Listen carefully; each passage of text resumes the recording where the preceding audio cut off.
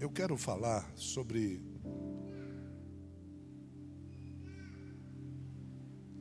integridade. Não uma integridade forçada. Não uma integridade que o teu emprego cobra de você. E que você precisa mudar dentro do teu emprego para poder receber o teu salário. Eu não estou falando dessa integridade. Eu estou falando da integridade natural.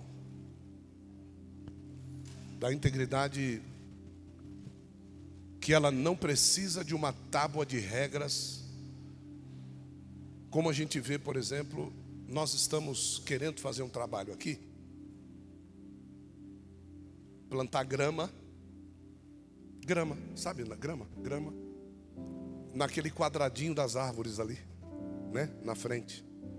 E também plantar grama no pé desses arbustos que nós temos aqui. E também plantar grama lá em Santo André, naquele chãozinho que tem lá. Para quê?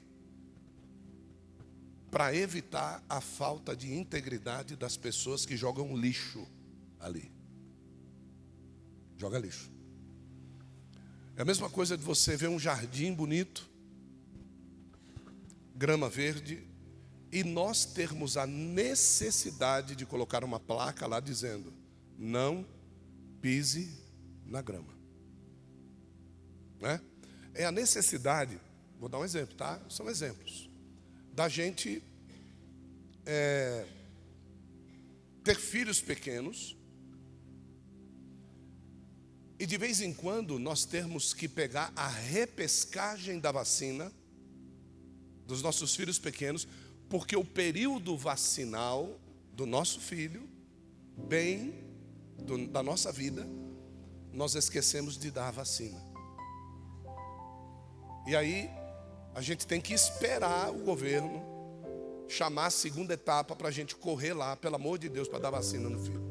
Então, integridade não é somente com relação a mau comportamento, mas é também com relação ao mau modo de viver e de encarar a vida como bem maior. Os cristãos hoje perdem muito porque eles não entendem o valor maior da vida.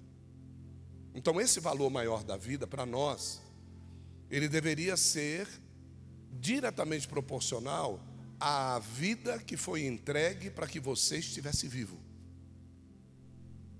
Entendeu? Então, vou pegar o exemplo claro que todo mundo acompanhou na TV, o apresentador Fausto Silva. O Fausto Silva, para estar vivo, alguém da periferia teve que morrer para que ele tivesse vida. Qual seria a porcentagem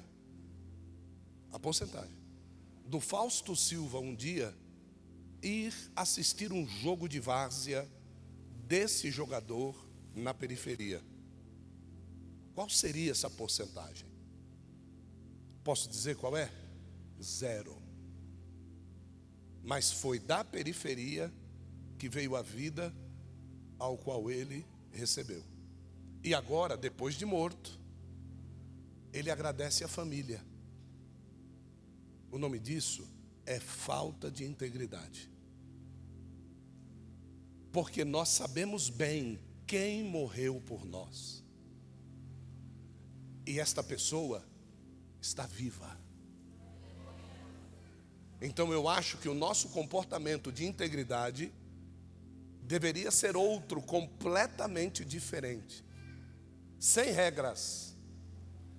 Sem necessidade de ter puxão de orelha pelo pregador da palavra. A nossa vida deveria ser uma linha tão reta que as pessoas tivessem medo de nos perseguir, porque eles não conseguiriam andar no caminho que nós andamos. Então, se eu e você entender o que Deus vai falar aqui, você que é integridade sem regras. Você vai entender o que é integridade sem necessidade de receber aplausos, promoções, porque você é íntegro. Você simplesmente é, ponto final. Então, é isso que eu quero, nesse mês do posicionamento, trazer na noite da ceia. Eu quero falar sobre a vida de um jovem que, mesmo longe dos olhos dos seus pais, mesmo longe dos olhos dos seus parentes, mesmo longe de uma sinagoga, mesmo longe do apulpo da lei, ele resolveu ser íntegro. Ele resolveu. Não, eu quero ser. Se eu não for aqui, ninguém vai saber que eu não fui. Tá? Mas é o seguinte, entre não ser e ser, eu sou. Eu quero falar sobre José. Gênesis capítulo de número 39. Vamos lá.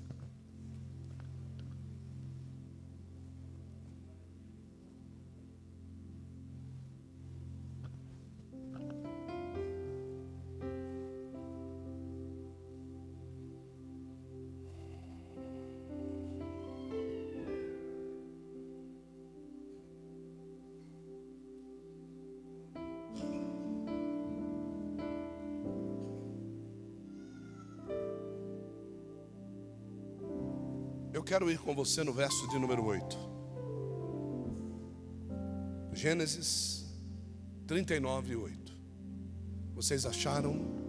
Digam amém.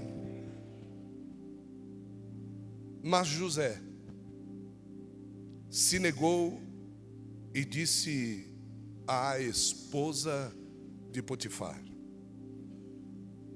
eis que o meu senhor Potifar não pede contas do que está comigo na sua casa,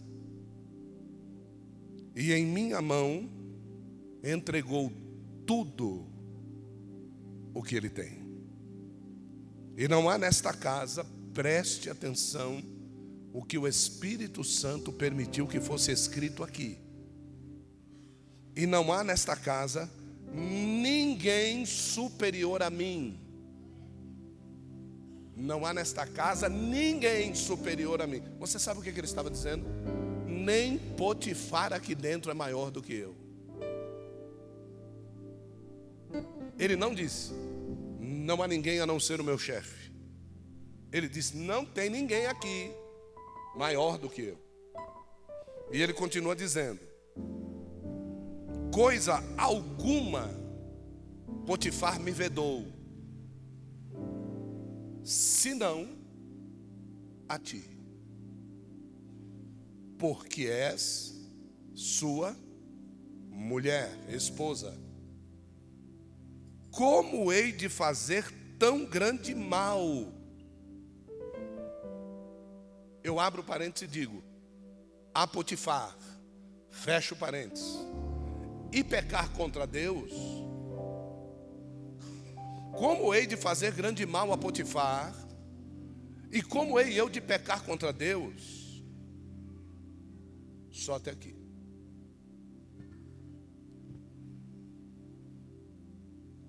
O tempo que nós estamos vivendo é muito claro, ao menos a mim. E se é claro a mim, eu preciso, de uma forma concordante com o céu, revelar essa minha preocupação a você. Porque Deus me levantou como arauto, me levantou como profeta, me levantou como pastor, como pregador da palavra, e eu não posso deixar isso faltar a você. No hemisfério norte do mundo, países queimam em chama. Países são destruídos por terremotos. Na parte do hemisfério sul, países estão sendo destruídos pela água. A fome destrói o hemisfério sul, principalmente próximo ao meridiano de Greenwich. Eu estou falando da região africana, da região sul. Um outro juízo está descendo sobre os filhos de Ismael. A Arábia está dando seus últimos suspiros e tentando construir cidades atrativas, comprando os melhores jogadores do mundo, com o último saldo da conta dos petrodólares que existem no British Bank, no British London Bank e nos grandes bancos internacionais, porque o petróleo do Irã e da Arábia está acabando. Quando nós olhamos para o hemisfério ao leste, nós temos uma única certeza: eles estão em guerra. O Japão está construindo cidades subterrâneas, bunkers poderosos a cerca de 200 metros de profundidade, para que eles possam resistir a ataques nucleares. A Rússia construiu já há 3 ou 4 anos atrás uma super ogiva nuclear capaz de destruir 5 continentes com combustível e velocidade, para que em menos de 24 horas os 5 continentes sejam atingidos só por um foguete. E, carinhosamente, elegeram o nome desse foguete de Saturn II, porque eles sabem bem quem é o primeiro Satanás. Então, haja visto que esta é a capa de notícias claras que o mundo nos dá, eu acredito que você saiba em que tempo real você está vivendo. Nós estivemos no Acre alguns dias atrás. O Acre era comandado por uma facção chamada Bonde dos 13. E o Bonde dos 13 mandava na região acreana. O Comando Vermelho do Rio de Janeiro invadiu o Acre e em um mês matou 5.000 jovens. 5.000 jovens morreram em 30 dias, porque eles não quiseram se render ao novo governo do Comando Vermelho. Então, hoje o homem não tem mais perspectiva de futuro. Os jovens são o alvo. Eu vou repetir: os jovens são o alvo. Os velhos estão fadados a morrer. A meia-idade hoje é aquela que precisa ser atacada. E como é que se ataca a meia-idade? Com esse instrumento maligno chamado celular. A meia-idade hoje é mais viciada do que os jovens em smartphones. E isso faz com que estes homens e mulheres, que deveriam ser os sábios a postergar o desvio, como eles precisam viver uma vida livre, eles entregam a ferramenta do diabo na mão dos pequenos, para que esses possam se acabar de uma vez por todas. Não sei se você percebeu que nos últimos 5 anos, a letalidade das drogas tem se tornado fatal.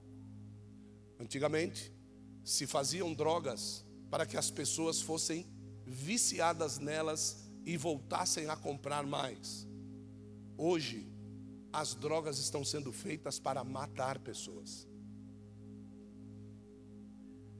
Os traficantes não estão interessados mais em que o cliente volte.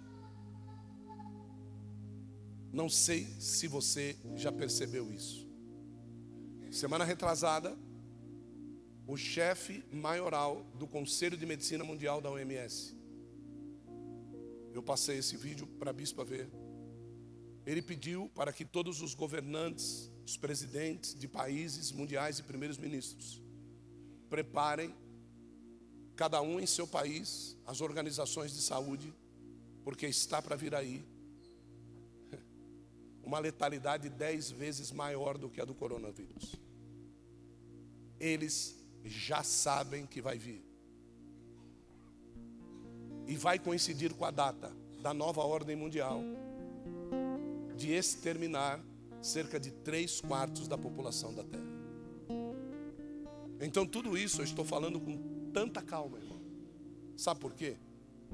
Porque faz exatamente 16 anos que eu falo isso. Então, para mim, isso é real. Então, quando eu falo de integridade, eu não falo de você dizer, eu vou comer um pedaço de pão. Eu estou falando de você comer um pão inteiro. Isso é integridade. A Bíblia não foi feita para se conhecer em pedaços. Deus não se revela em pedaços. Ou você conhece tudo, ou você simplesmente não conhece. Ou você é salvo, ou você não é salvo. Quando? Ou no arrebatamento, ou na sua morte.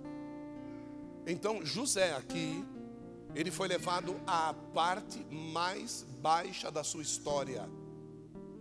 E é na parte mais baixa da nossa história que nós somos conhecidos. É na parte mais baixa da nossa história que a letalidade do pecado, aquele que nos afasta de Deus, é revelado pelas nossas ações.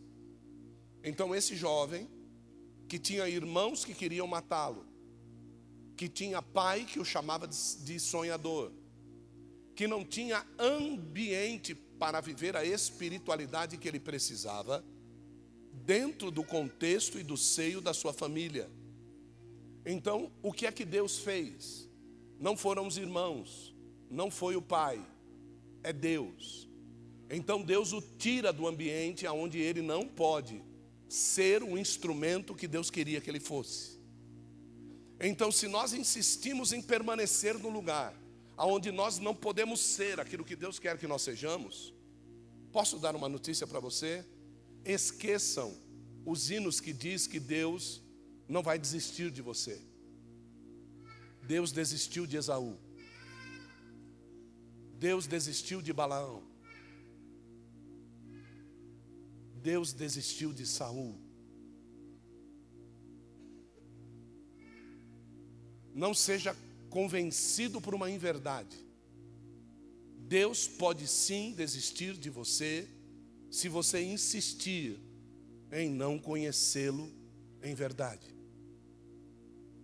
Porque Deus, ele não vai se vender por lágrimas que simplesmente querem resultados. Não querem arrependimento, elas querem resultados. Então aqui nós vemos um menino, um jovem, dizem os teólogos, 17 anos. Quem é um jovem de 17 anos? Que se colocar uma mulher nua na frente dele, ele vai dizer, não, não quero. Quantos jovens assim de 17 anos você conhece? Quantos jovens não precisam de uma mulher nua de 17 anos, mas eles buscam uma mulher nua dentro do smartphone, para poder ser e fazer aquilo que ele não consegue ser e fazer na frente dos pais, na frente dos irmãos, na frente do pastor e na frente de Deus. Como se ele estivesse excluído dos olhos de Deus. Então, quando nós buscamos integridade, nós não estamos falando de receber elogios. Que elogio José estava buscando aqui? Mas uma coisa nesse texto me chama a atenção e me leva à reflexão. Que no princípio do capítulo diz assim: Deus era com José. E só quem sabe se Deus é contigo ou não é você. Ninguém mais sabe. Quando Deus está te usando, quando Deus está me usando, isso não quer dizer que Deus é conosco. Você acha que Deus era com a mula de Balaão? Você acha que Deus era com o grande peixe que engoliu Jonas? Você acha que Deus era com aqueles porcos que receberam os demônios que estavam no Gadareno? Simplesmente veículos para que o objetivo de Deus se manifeste. E duro é quando nós estamos ensejados por isso e nós simplesmente somos veículos para que aquilo que Deus quer se manifeste. Mas na realidade, Deus não é conosco. Então José, ele tinha algo a decidir. Ou eu acredito que Deus é comigo, ou eu meto o pé no pau da barraca. Ou eu vou ser José de Deus, ou eu vou ser José do Egito. José nunca foi José do Egito. José no Egito continuou sendo o José de Deus. E você está no Egito, mas você continua sendo o José de Deus. Você não está no Egito e se pinta como egípcio e se disfarça como egípcio para receber de Faraó os seus benefícios. Nada do exterior de José implicava no interior de José.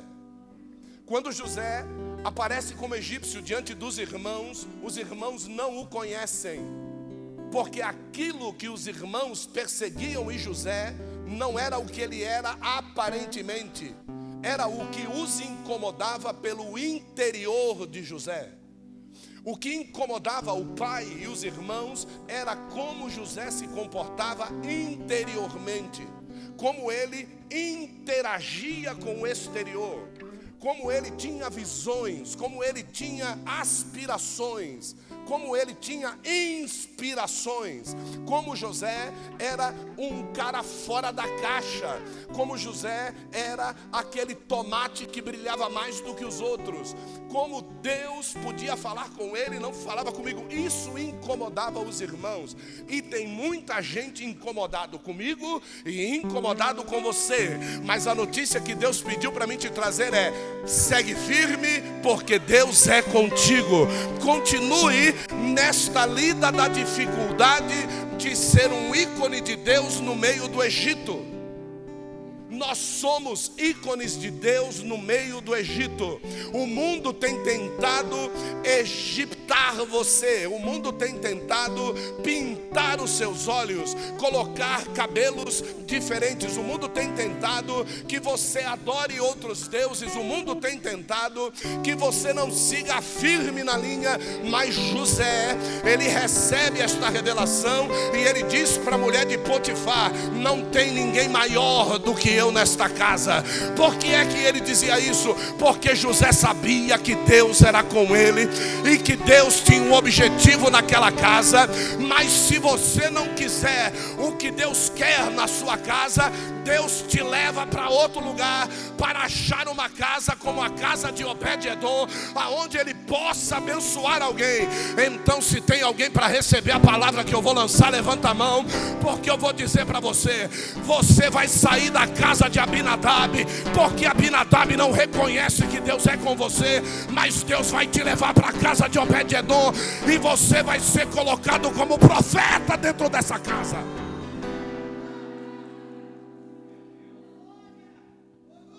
Ouça. E eu não estou falando somente, irmãos, de coisas materiais, não. Eu estou falando de coisas espirituais. Se Deus te traz para congregar aqui no tabernáculo de profetas, se Deus te planta aqui como uma árvore frutífera, se Deus te abençoa aqui e é inigualável, todas as pessoas começam a enxergar em você a bênção de Deus. Não fique pensando que a bênção vai com você para onde você quer ir.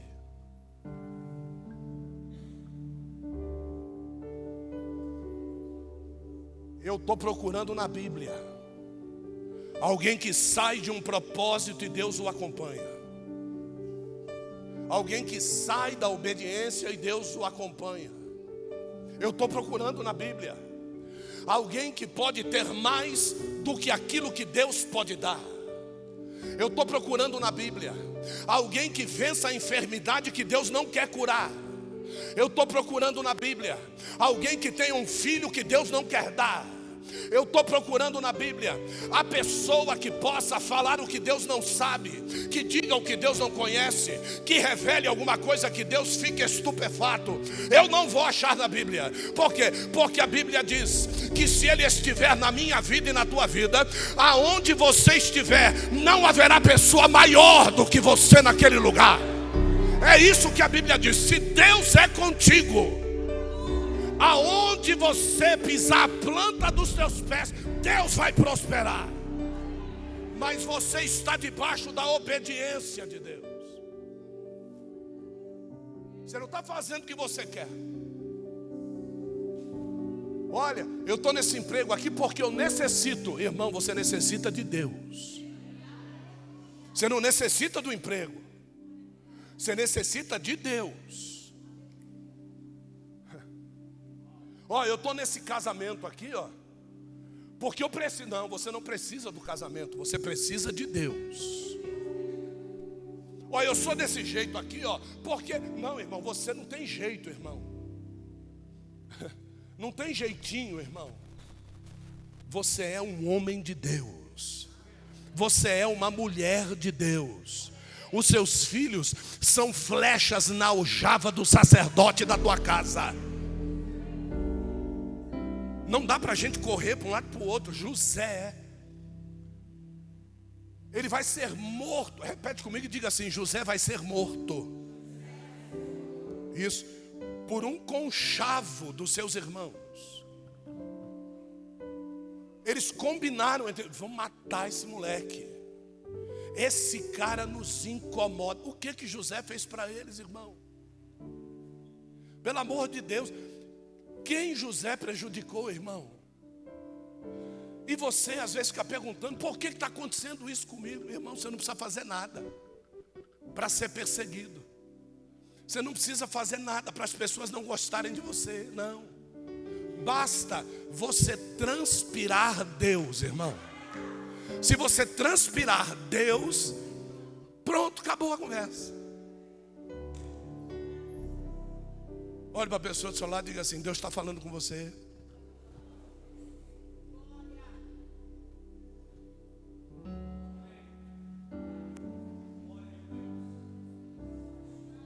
Então os irmãos dizem: ó, nós vamos, pega uma cisterna e vamos jogar esse moleque lá dentro. Vamos jogar esse. Olha que bonitinho o casal, irmão. Não são lindos? Olha lá.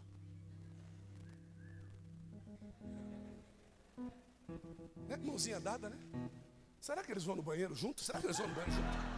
Não é possível isso aqui. Peraí, ué. Não, irmão, tá aqui, ó. Então, os dois tá aqui. É? Eles desceram para a escolinha, irmão. É, vê os dois de mãozinha junto, né? Vai lá fazer xixi, amor, eu te espero aqui. Não. É muita integridade, né, irmão? Né? Mas vamos lá, olha só. Então os irmãos montam lá um plano para detonar o cara. E posso dizer para você, eles iam matar José. Ia matar. Isso estava no coração deles. Esse era o plano de Satanás. Então não fique pensando que não tem um plano de Satanás para matar você. Tem. Tá bom? Deixa eu te avisar. Tem um plano do diabo para acabar com a sua vida. Ok? Avisados? Sim ou não? Mas Deus sempre levanta um Rubem. A chave não está nos irmãos, a chave está no Rubem. Espera aí. Não, em vez de matar, vamos ganhar um cascaio. Vamos vender. Ó a caravana de egípcios passando lá. Vamos vender. Esse cabra vai lá para o Egito, vai se lascar por lá de lá. Então vendem ele para os egípcios e ele vai embora. Quando chega lá no mercado dos escravos, Potifar, que amava sua esposa e queria ter mais tempo com ela, compra José, para que José tome conta dos afazeres domésticos da casa, cuide de tudo, e Potifar se livre de algum serviço e tenha mais tempo com a esposa. Esse é o intento de Potifar, mas não é o intento de Deus. Agora, a revelação. Vocês já ouviram essa mensagem mais de 30 vezes cada um aqui. Mas eu quero saber se vocês ouviram isso que eu vou dizer agora. José podia ser o que ao lado de Faraó, de Potifar. Deus não precisava movê-lo de lá para a prisão e depois para o palácio de Potifar, de Faraó. Não precisava. Por que é que ele teve que ser mudado? Só por um motivo. Se houver uma mulher na casa que ao invés de ver o profeta, vê um homem,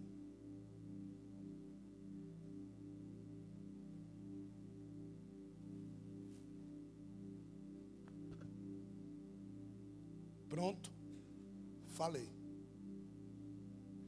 Se você olha para o teu marido e vê ele como um homem de cama, que traz dinheiro todo mês para casa, esquece do projeto José na sua casa. Esquece. Irmão, esquece. Acabe poderia ter convertido Jezabel, mas Jezabel enxergava Elias não como um profeta, enxergava Elias como um perturbador de Israel. Acabou a casa de Acabe. Quem tem que sintonizar-se, apóstolo, o senhor não conhece o meu marido. A primeira notícia é que quem escolheu casar com ele recebe que é de graça, irmão. Viu? Isso, tá bom? Então você escolheu. Agora, arranca a casca e chupa a manga. Porque não vai ter outra saída, irmão. No deserto que tu tá, seja manga rosa ou manga verde, chupa. Não vai ter jeito. Você escolheu, irmão. Você escolheu. Hoje nós olhamos para o pastor Antônio aqui. Jéssica está por aí ou morreu? Está lá. Quando Antônio chegou aqui, ele era igual ao que ele é hoje? É por isso que eu já fui nela logo. Agora tem umas que eu vou perguntar. Teu marido quando chegou aqui é igual ao que ele é hoje? Você sabe o que ela vai falar? Tá pior. E o exemplo eu já dei aqui para você. E não vai adiantar, porque o problema não está no macho.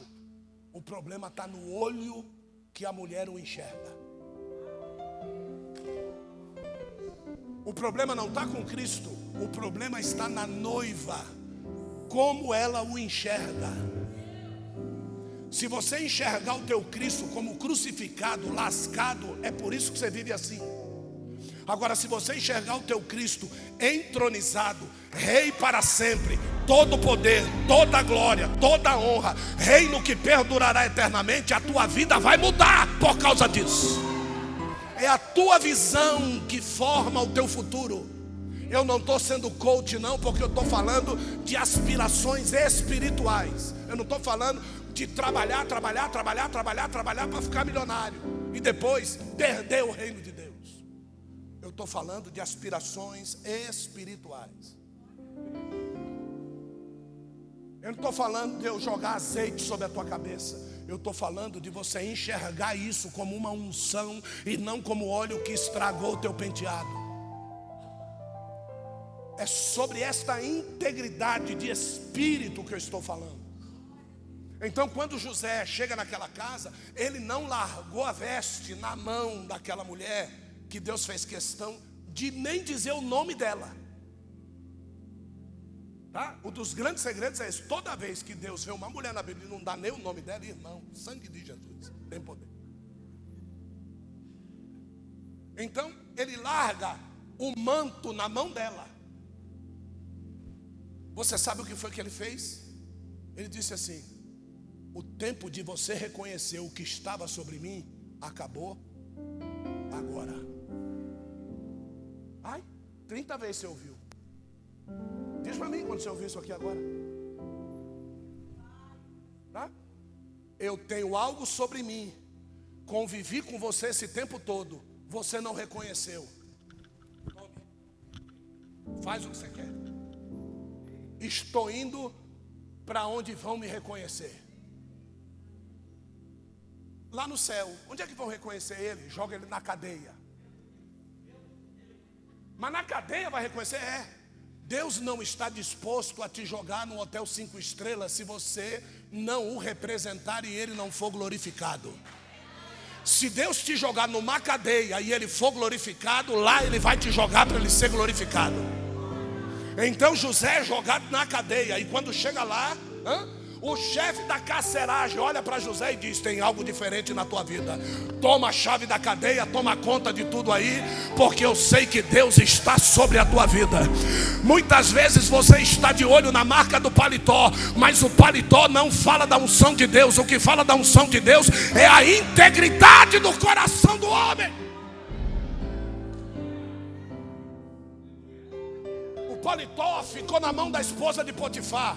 Ele chegou lá sem unção? Não, porque a unção não estava no paletó, a unção estava na integridade. Ele chega lá, o dono da prisão já diz para ele: pode tomar conta dessa bexiga aí, ó, cela tal tem um cara problemático, cela tal tem um cara problemático. De repente chega lá 2 novos presos. E aí Deus diz assim: para quem tem a unção, olho neles, eles vão reconhecer que eu estou contigo. E está lá o copeiro mor e o padeiro mor. Os 2 vão lá, já ficam sabendo que José, ele tem essa visão espiritual para interpretar sonhos. E José interpreta o sonho dos 2 e diz para os 2: você não vai morrer não, e você vai morrer. Porque o homem de Deus não tem medo de dizer para as pessoas que ela vai morrer, irmão. O homem de Deus tem medo que aquela pessoa morra sem salvação. O problema da morte é um encontro mais cedo com o seu Criador, só isso. Muita gente tem medo de morrer. Se você estiver pronto para morrer, eu duvido que você tenha medo de morrer. Quem tem medo de morrer é porque não está pronto para morrer, é diferente. Eu não tenho medo de morrer mais. Todas as oportunidades que eu tinha de morrer, Deus não deixou eu morrer. Então agora, irmão, é andar em cima da linha, andar bonitinho na linha. E o dia que Ele quiser me encontrar, Ele me encontra. E se Ele não quiser me encontrar, eu vou fazendo o nome dEle ser glorificado. Pronto, essa é a nossa perturbação. Nós somos perturbadores porque não fazemos o que nós queremos, nós fazemos o que Deus quer. Nós estávamos aqui arrumando, olha só o que é ser perturbador. Nós estávamos aqui arrumando, acho que foi para o jantar, né? E aí você disse assim: vai comprar alguma coisa lá para a gente comer, né? Porque a gente está aqui já sem jantar. E aí o que aconteceu? Eu atravessei a rua, né? E fui lá. Aí a pessoa disse assim para mim: já fechou. 1h da manhã, já fechou. Eu fiz assim para ele. Virei as costas. Entrei, aí disse para ela: vou ter que ir em outro lugar. Ela falou: tá bom, onde é que você vai? Eu falei: eu vou ali, vou comprar uns negócios lá. Junta quantos compra? Ela falou: tá bom, então vá lá. Aí eu saí. Quando eu saí, o homem estava aí na porta.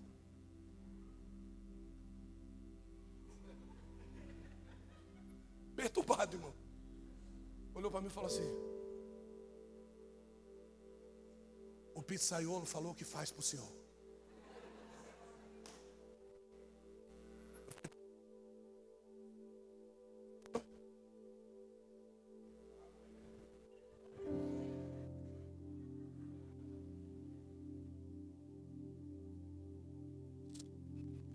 Mas alguém lá dentro disse: eu acho melhor atender.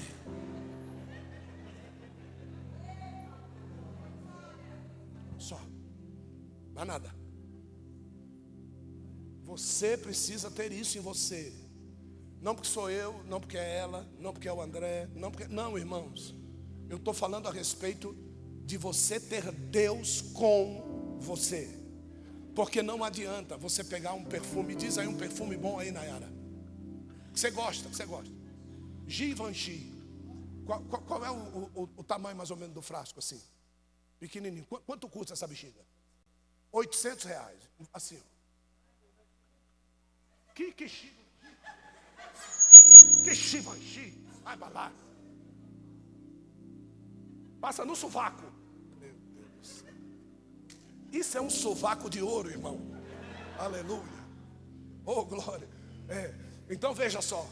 Givenchy. Aí o que acontece com o Givenchy? Você põe lá, né, o perfume lá na fábrica, certo? E põe lá uma tampa que não abre. Qual o motivo? De você ter Deus dentro da sua vida e ninguém poder provar. Eu não entendo isso. De você ter Deus como essência dentro de você e ninguém poder dar nem um cheirinho. Lógico que você não vai pegar Deus e passar debaixo do sovaco, pelo amor de Deus. Mas irmão, se Deus é a nossa essência, nós temos que perfumar esse mundo com essa essência. Nós temos que andar por esse lugar como uma pessoa. Vocês já cruzaram ou entraram no elevador que tem alguém perfumado? Irmão, eu não estou falando com essa seiva do gambá solto, perdido na rua. Não estou falando com esses caras. Eu estou falando com perfume, irmão. Você entra no elevador, você fala, deixa eu ver quem é. Né? Você fica, deixa eu ver quem é. Aí você procura. Aí tem um cara todo suado, fone de ouvido na orelha, mal penteado. Você fala, não, esse aí não é não. Aí você olha para o outro. Você olha para você e fala, não, só pode ser esse aqui. Dá para você perceber que a aparência do frasco vai dizer para você o tipo de essência que ele carrega.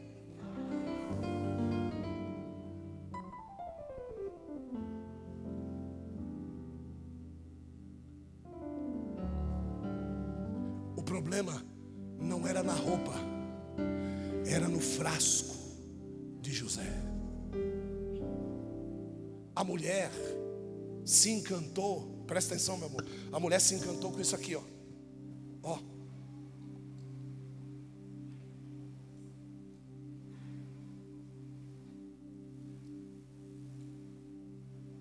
Deixa eu ver, cadê?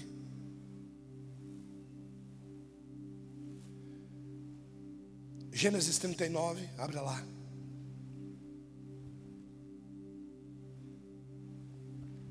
Verso 1 diz assim, a parte B: o comprou da mão dos ismaelitas para que lá o tinham levado.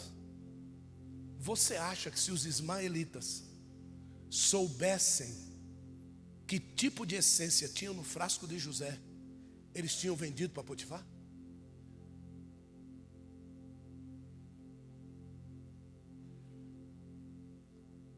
O mesmo texto da Bíblia vai dizer que José era um homem de semblante formoso, era um rapaz de um corpo inigualável, era um cara bonito, meu. Mas você acha que a esposa de Potifar enxergou a essência que tinha dentro dele?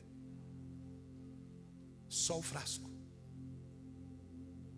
Não adianta o frasco ser bonito se não tiver dentro dele a essência correspondente ao frasco. Existem frascos de perfume que eles são vidro claro, e tem frascos de perfume que são vidro escuro. Não sei se você sabe disso, porque tem frascos que precisam guardar a essência no seu interior contra os raios solares. Os raios solares retiram o poder de aderência da fragrância para alguns tipos de perfume. A unção tem que ser guardada pelo frasco. Quando Deus derrama uma unção especial sobre a vida de alguém, Ele prepara o frasco para conter aquela unção.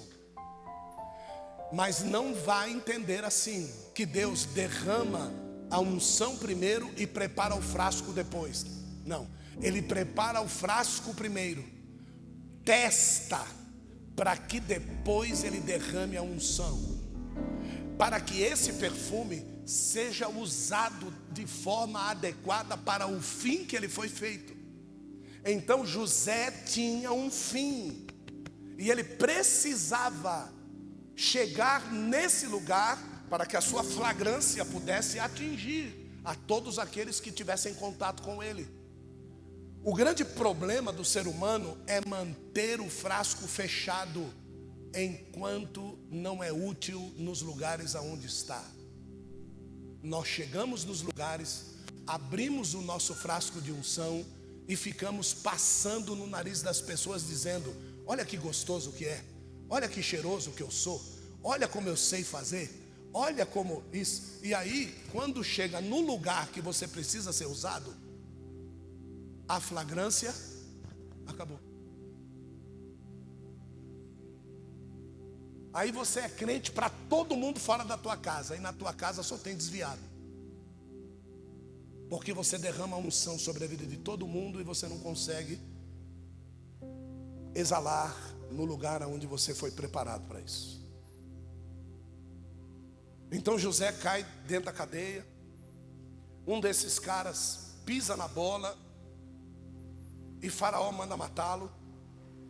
O outro chega lá e Faraó tem sonhos e não consegue interpretar os sonhos, e ele diz assim: esse cara chamado José, que está lá na cadeia, interpretou meu sonho, eu estava preso, fui restaurado, estou aqui do seu lado, e é o seguinte, mano, o cara sabe interpretar sonhos, manda trazer José.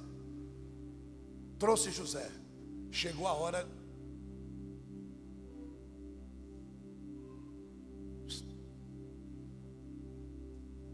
Pode falar. E eu tenho certeza que o olho de Faraó, quando olhou para José, irmão, e o cara contou tudo para ele. E aí José disse para ele assim: vou orar, e eu tenho certeza que Deus vai te dar a interpretação. E quando ele trouxe a interpretação, e Faraó pegou o anel do dedo dele e colocou no dedo direito de José. Vou te fazer uma pergunta simples: aonde estava a esposa de Potifar?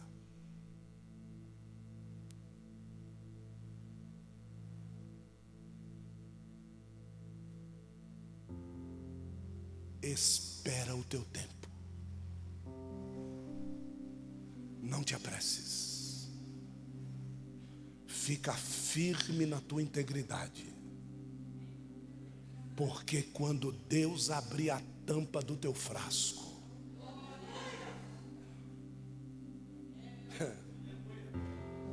irmão, isso aconteceu com Mardoqueu, irmão.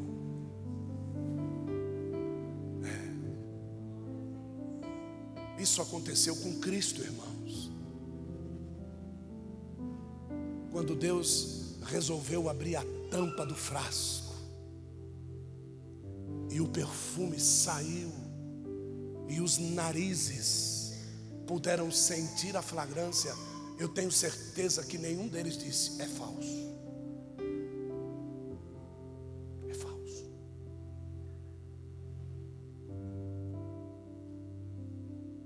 A integridade não se copia.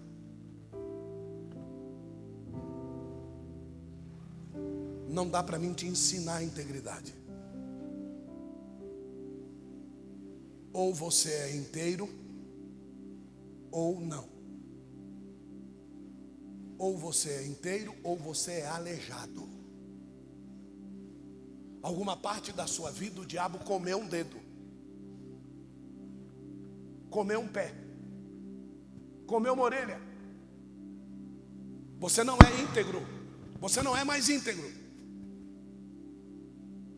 Jesus precisa colar a orelha no seu lugar de novo. Jesus precisa fazer esse dedo crescer de novo, senão você não vai ser íntegro. Eu estou falando de reino espiritual. Esse rapaz começa a dar diretrizes no Egito e as coisas vão acontecendo. Faraó tem que dizer para ele: Deus é contigo, rapaz. Mas o problema é que lá na casa dele matamos José. Essa é a notícia que deram para o pai. Pegaram a veste, sujaram um sangue de animal morto no campo e levaram para ele. Se fosse hoje, fazia o exame de DNA e descobria. Mas naquela época vai fazer exame do quê? O velho começou a chorar as pitangas, quase morreu por causa disso. Benjamim, o filho mais novo, causou saudade no coração de José. José não mandou trazer os irmãos, José mandou trazer Benjamim. E tem muita gente na sua família que vai lhe ver, não por causa da unção que você carrega, mas porque você é necessário para que Deus os abençoe. Tem muita gente no seu emprego que tem que reconhecer que aquela casa, aquele lugar só está aberto porque você está lá. Essas pessoas têm que saber que Deus é contigo. Agora, como saber que Deus é comigo? Olhe para a sua casa. É impossível que Deus seja contigo no teu emprego e não seja na tua casa. Que Deus que faz acepção é assim? Não, Deus tem que mostrar que você é dentro da sua casa primeiro. É por isso que Ele forma a família. Ele diz para Noé dentro da arca: quando você formar uma nova nação, quando você formar um novo povo, quando tudo acontecer, anda nessa ordem: você, sua mulher, os seus filhos e as esposas dos seus filhos. Essa é a ordem que tem que ser. Siga a minha ordem, não é como você quer. Aí o infeliz vai sair da arca, ele, os filhos, a mulher dele e as esposas dos filhos deles. Então, enquanto a gente fizer do jeito que a gente quer, Deus não será com a gente. Deus não vai ser conosco. Você precisa deixar de ter estratégias, deixar de ter planos. Você precisa parar de querer fazer cursinhos para você poder dar certo. O teu cursinho para poder dar certo chama Bíblia Sagrada. Aqui você vai dar certo, cumprindo você vai dar certo, entendendo você vai dar certo, sendo você vai dar certo, comendo você vai dar certo. Tudo que você fizer vai dar certo, porque Deus não dá errado, irmão. Deus na jogada é coisa certa que vai acontecer, querido. Agora, por favor, entenda a jogada de Deus. Você vai ser necessário aonde Ele vai ser glorificado. Eu queria tanto trabalhar nessa empresa. Aí Deus não deixa você entrar na empresa. Você fica nervoso, porque você quer trabalhar naquela empresa. E Deus não deixa você trabalhar na empresa, mas você quer trabalhar na empresa. Aí Deus diz assim para você: então vai se lascar, vá lá trabalhar na empresa. Aí sabe o que acontece? Você se afasta de Deus naquela empresa.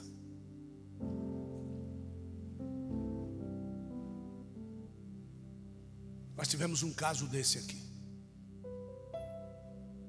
Alguém que era um empresário, diretor de uma grande empresa.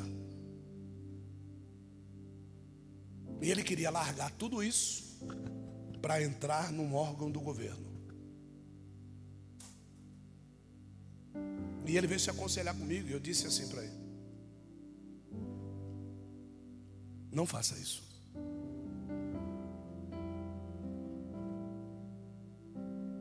Ele disse: apóstolo, é o meu sonho. Eu disse: mas não é o sonho que Deus sonhou para você.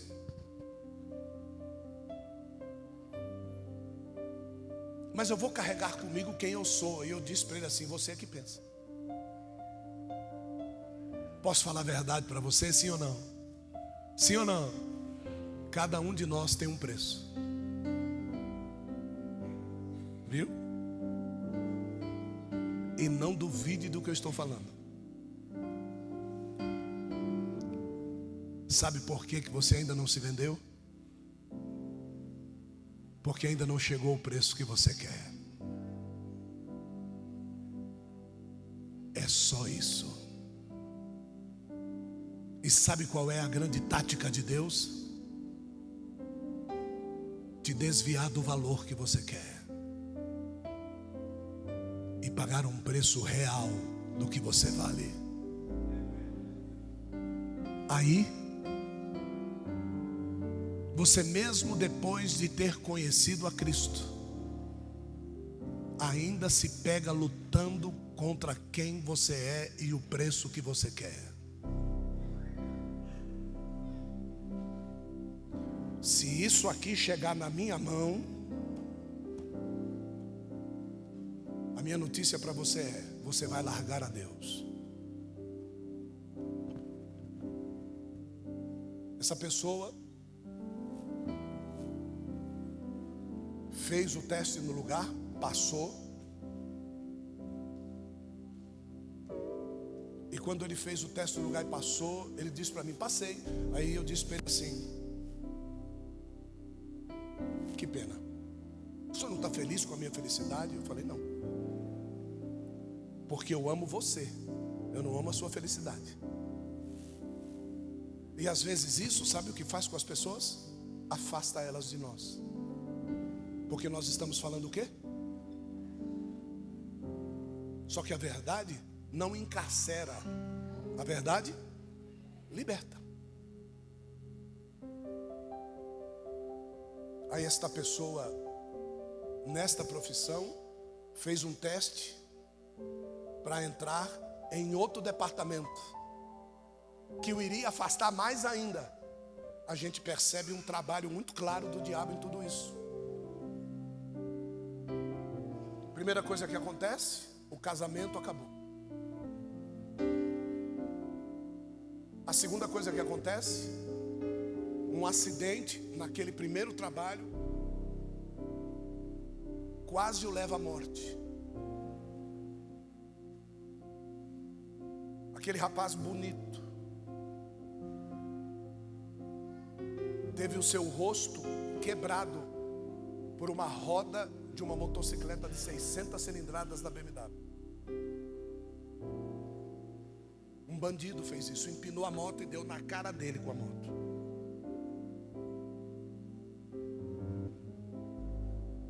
Eu fui visitá-lo no hospital em estado de morte. A família já tinha ido se despedir.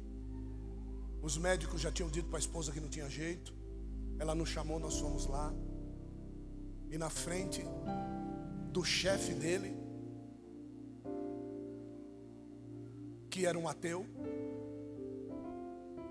eu disse para ela: eu posso orar? Porque eu sei que a mãe dele é espírita. E eu disse para ela: posso orar? Ela falou: pode, apóstolo, é meu esposo. Eu falei: tá bom, vou orar. Nós oramos. Deus tirou aquele menino da morte, levantou ele para a vida. Foi uma confusão naquele hospital. Quando você pensa que vai voltar para trás e se arrepender, ele passa no outro exame e vai para lá. Até aqui ele estava com Deus, daqui para frente.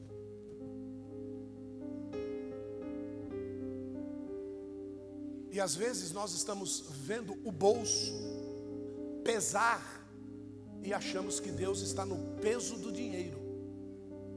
Deus não está no peso do dinheiro, Deus está no peso da integridade. Porque você é íntegro, você não precisa ter dinheiro. Eu termino essa mensagem falando a respeito dos irmãos de José. Porque os irmãos de José precisavam vê-lo. Deus precisa que as pessoas nos vejam depois que Deus transformou as nossas vidas. Então, se tem gente que você não vê faz tempo, pode se preparar.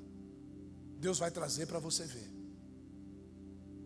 Apóstolo, eu não sei como é que eu vou ser. Se você for íntegro, você já sabe com o que Jesus faria. Você sabe.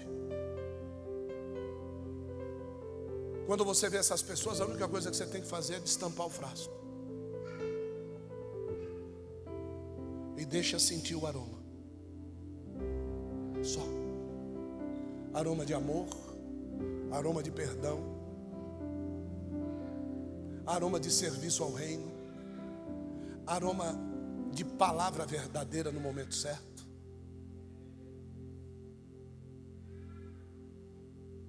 Então José revê os irmãos eles não reconhecem, José tem que dizer: eu sou José. Eu sou José. Mamá, não tem mamá. Eu sou José. Então vamos fazer o seguinte: vocês vão voltar, vão trazer o meu pai Benjamim aqui. Certo? Traga o meu pai, traga Benjamim, e vocês vão levar a comida que vocês precisarem. José não disse: eu volto com vocês. José disse: tragam o meu pai até aqui. Porque o meu pai não reconheceu o Deus que eu servia lá. Ele vai ter que reconhecer o Deus que eu sirvo aqui. E eu vou dizer uma coisa para você, amados. Deus, Ele é especialista em provar que Ele está na vida de alguém. Você não precisa fazer nada. Deus é especialista em fazer isso. Muda o capítulo. Chega lá no livro de Êxodo. Quando chega lá no livro de Êxodo, diz assim: e o faraó que tomou posse no lugar daquele não conhecia a história de José.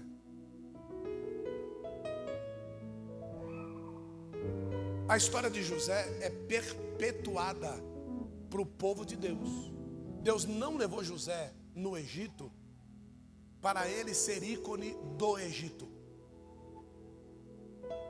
Eu, como cristão, estou pregando sobre o José de Deus, não sobre o José do Egito.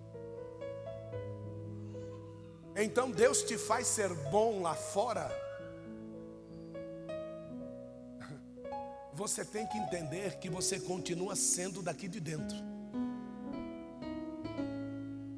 E quando chegar lá fora, sabe o que vai acontecer com aqueles que você ajudou, que você fez, que você aconteceu? Vai passar o próximo, e o próximo que não vai conhecer a tua história. André? Não sei quem é não. Não, mas o cara foi fantástico aí na venda de instrumentos para a saúde, esse negócio todo. Minha família comprou dele, nós fomos curados, foi uma bênção na nossa vida. Nunca ouvi falar. Muda o ciclo, muda os artistas. Entende? Você tem que ter valor para a geração que você foi levantado. Não queira que o teu nome ultrapasse fronteiras se você primeiro não teve valor para a geração que você foi levantado. E se essa geração não te reconhecer, Deus vai fazer você ultrapassar fronteiras, mas você precisa primeiro fazer o trabalho de Deus aonde Ele te levantou. Deu para você entender? Diga amém. Então eu estou falando para os tabernaculianos: honre esta casa primeiro, para que depois você pense em honrar outras. Porque senão você não vai honrar nem aqui e nem lá. E vai ficar dizendo que ninguém te reconhece. Não é que ninguém te reconhece, é que aonde Deus te levou para ser alguma coisa, você não quis ser. Você não entendeu o processo de Deus. José entendeu. Amargas penas. Concordo. Tanto é que ele é tido como um tipo de Cristo. Porque Cristo não foi reconhecido para o que ele foi levantado. E José também não. Um tipo de Cristo. Então entenda, pelo amor de Deus, esse mês é mês de você se posicione-se.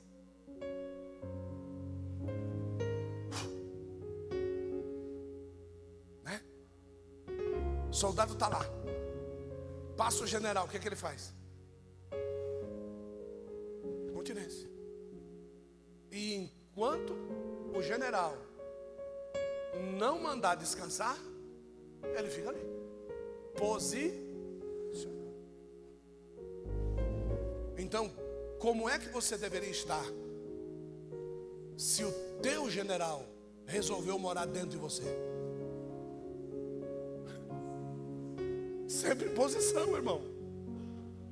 Não é que este mês eu vou me posicionar e o mês que vem eu dou uma relaxada.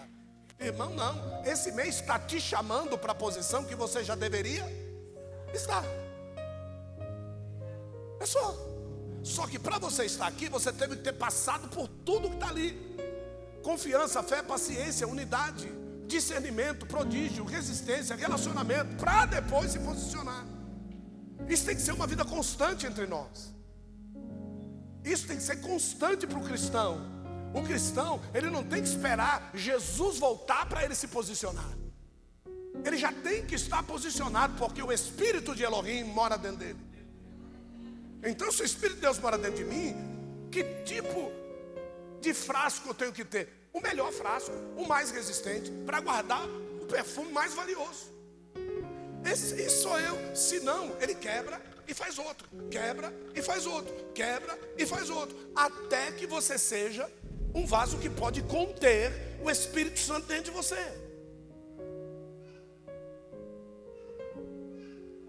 Vou dar um exemplo. Posso usar a senhora, pastora Patrícia? Posso? Pastora Patrícia estava junto com o filho ali sentado e a Larissa cantando aqui. Certo?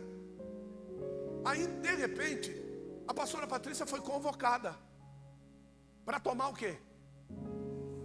Posição. Aí ela veio e tomou a posição. O que foi que ela sentiu aqui quando ela tomou a posição? Presença de Deus. Ela estava desviada? Não. Ela estava com a tampa fechada. Porque quem abençoou a vida dela não foi a Larissa. Quem abençoou a vida dela não foi o filho dela. Quem abençoou foi ela que abençoou. A unção estava nela. Mas eu só consigo exalar a unção quando eu estou em posição. Então, o insight que foi dado a Larissa aqui foi fantástico. Quero que você esteja ao lado da sua família. E qual é a posição? Ao lado da família. Se a posição de estar ao lado da família não me deixa confortável, é porque é confortável para mim não estar em posição. Isso tem que ficar claro. Então, quando eu tomo a posição, eu me torno referência de unção. Certo? E isso tem que ser claro. Então, se você quiser que a tua casa sinta a presença de Deus constantemente, esteja você em aonde? Dentro da sua casa. Se você quiser que o seu emprego, todo mundo sinta a presença de Deus dentro do seu emprego, lá no seu emprego esteja em posição. E Deus vai te achar em posição de você contaminar o ambiente de uma forma positiva com o aroma de Cristo. E é isso que nós temos que fazer. Então, antes de se descabelar para ter um relacionamento sexual com o marido e com a mulher, primeiro posicione-se. Se você se posicionar, você vai ver que tipo de manifestação vai haver no relacionamento. Antes de você pegar na mão da sua esposa, antes de você dar um beijo na sua esposa, no seu esposo, posicione-se no reino. E aí você vai ver que tipo de relacionamento vai se manifestar na abertura da tampa. Os casamentos serão outros. A tratativa dos pais com os filhos será outra. A tratativa dos servos da casa será outra. Tudo vai ser outro. Tem uma pessoa que secretaria a minha casa lá. Essa pessoa tinha um determinado nível de relacionamento comigo. Hoje ela secretaria dentro da minha casa. Essa pessoa mudou 200% depois que ela começou a se relacionar dentro da casa. E ela começou a ver que nós não somos pastores e temos unção somente aqui. Ela começou a ver que o posicionamento começa onde? Dentro da minha casa. Eu de chinelo, eu de sapato, eu de terno, eu de camiseta. A flagrância está do lado de... Então, quando você se posicionar primeiro na sua casa, você vai conseguir contagiar todos os lugares aonde você passar. Essa é a palavra profética que eu lanço sobre a tua vida hoje. Você recebe, diga amém. Em todos os lugares aonde você passar, a unção de Deus será derramada sobre as pessoas que tiverem contato com você, direto ou indireto. A partir de hoje, os olhos das pessoas vão brilhar, não como o olho da esposa de Potifar, mas vão brilhar como o olho necessário do reconhecimento de Faraó por José. Deus é na sua vida. É isso que você vai ouvir. Deus é na sua vida. E o nome dele vai ser? Aplauda Jesus.